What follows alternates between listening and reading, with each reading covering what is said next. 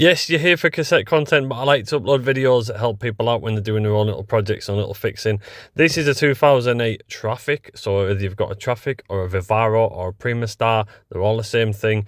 Has your steering wheel got a load of play in it and it's wandering about all over the road, or is it really stiff to turn? Chances are the union joint, which connects this bit to the steering rack down there, is knackered. It's got loads of play in it, or it needs an oiling, or whatever. There is one video on YouTube, the entire YouTube, that shows you how to change this part, and honestly, I could have got a team of bananas powered by ants and they would have done a better job. It's not a guide, it's just two guys messing about.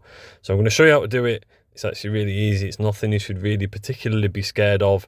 And that's it, really. That's as far as I'm going to go. So, first thing to do is I have put about, whatever that is, 1 1/8 turn to the left on the wheel. Reason for that is where the bolt is you need to undo that's under the van. If you turn it this way, it means the bolt is very easy to get to. And then the next thing we're going to do is go remove 2 engine trays, remove that, a couple of 10mm bolts that just come straight out. You can slide underneath the van and you can undo that, it pulls out.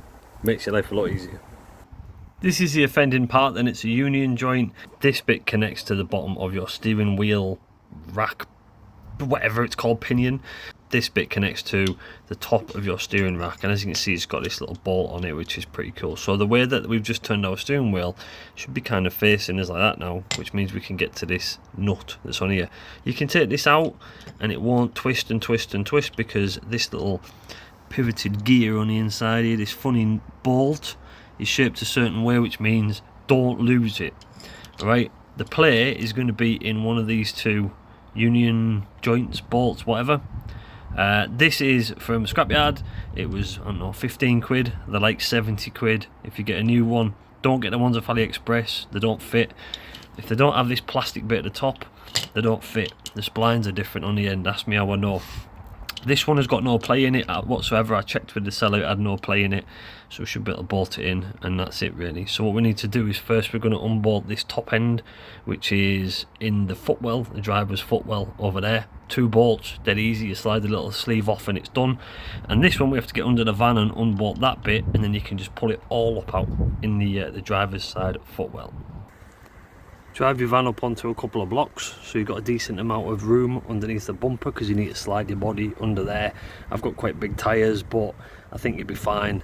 No need to take the wheel off, no need to mess about, anything like that. Just make sure that you've got your under tray out from under the van for visibility underneath. Tools today, we're going to use a 1/2 inch socket. That's going to be for taking off the sleeve at the bottom of the driver's footwell. And then I've got a load of extensions here with a little swivelly socket on the top. This is handy if this isn't floppy and flopping about. If it is flopping about, stick a bit of tape around it. But we're going to use that in a minute. This is what we need first. In the driver's footwell then, we're going to take off this sleeve thing here. Once we've got this sleeve off, it slides up, and then this bottom bit is what we're replacing, and then this rubber bit thing is just to cover. This pulls up and you can take the whole thing out once you've got this sleeve off. So let's get to taking this sleeve off here.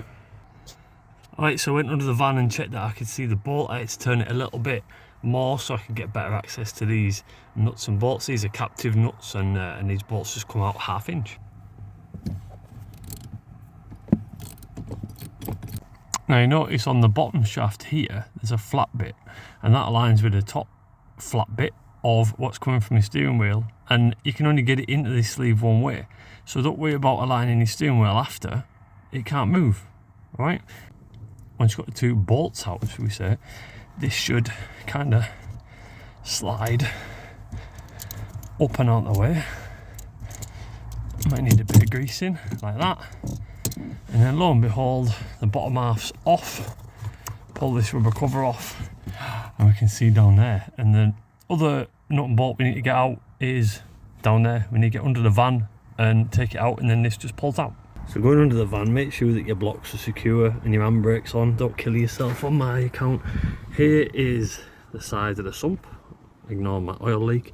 And what we do is we're going to look up this gap in between the drive shaft and this bottom subframe. We're going to look up the side of the engine at where the footwell is. if I can. And if we look right up there, see that nut up there with the yellow on it? That's what we're going to take out. So I'm going to get my big extension on that, take it out and pull it out from the top.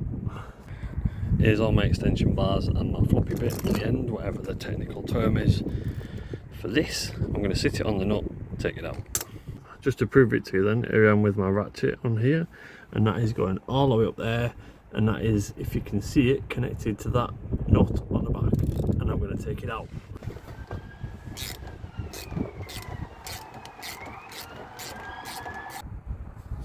So now that nut's slack up there with the yellow on it, you can see it, you can actually reach up with your arm and just undo it, and then you can pull the bolt out through the hole in the floor. I actually cheated a little bit because I reached up and took them both out, so now that's completely disconnected. This little bad boy, if I were to just zoom out a little bit, just comes out, and that is it. And look how much play is in this. And that travelled through your steering wheel feels like a massive amount of play. It's probably only 4 mil of play in the end there. And that's it. And I'm not going to show you how to put the old one back in because it's exactly the same way. I would suggest you put the bottom in there first. I've just told you I'm not going to do this, haven't I? Put this bit in first, put the nut and bolt on, tighten it up, slide your sleeve on. As I said, make sure that you align all the splines and whatever else on the steering wheel, and then it should align quite nicely with this end. Tighten everything up, take your van back down onto your driveway and go and enjoy your new steering wheel. All right, if you like that, send me £1,000. Bye bye.